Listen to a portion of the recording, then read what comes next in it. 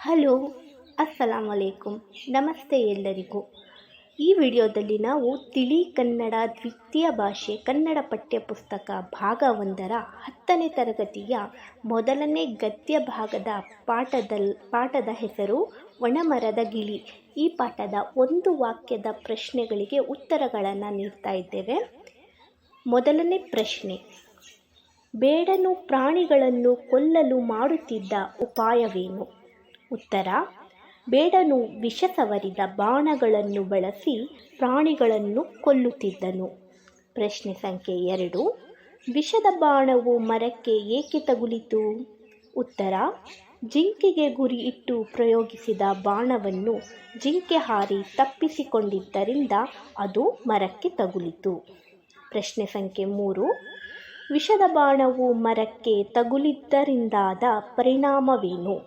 ಉತ್ತರ: ಬಾಣದಲ್ಲಿದ್ದ ವಿಷ ಪ್ರಭಾವದಿಂದ ಮರವು ಒಣಗಿತು.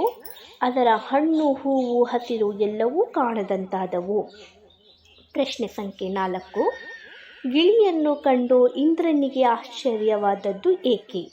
ಉತ್ತರ: ಗಿಳಿಯು ವಾಸ ಮಾಡುತ್ತಿದ್ದ ಮರವು ಹಣ್ಣು, ಹೂವು, ಹಸಿರಿಲ್ಲದೆ ಒಣಗಿ ಹೋಗಿದ್ದರೂ ಗಿಳಿಯು ಬೇರೆ ಮರದತ್ತ ಹೋಗದೆ ಅಲ್ಲಿಯೇ ವಾಸ ಮಾಡುತ್ತಿರುವುದನ್ನು ನೋಡಿ ಇಂದ್ರನಿಗೆ ಆಶ್ಚರ್ಯವಾಯಿತು.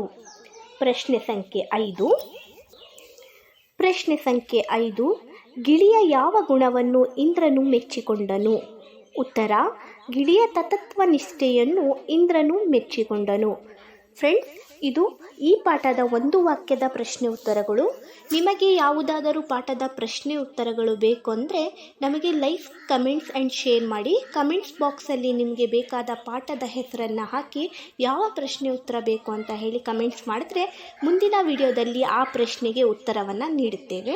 ಧನ್ಯವಾದಗಳು.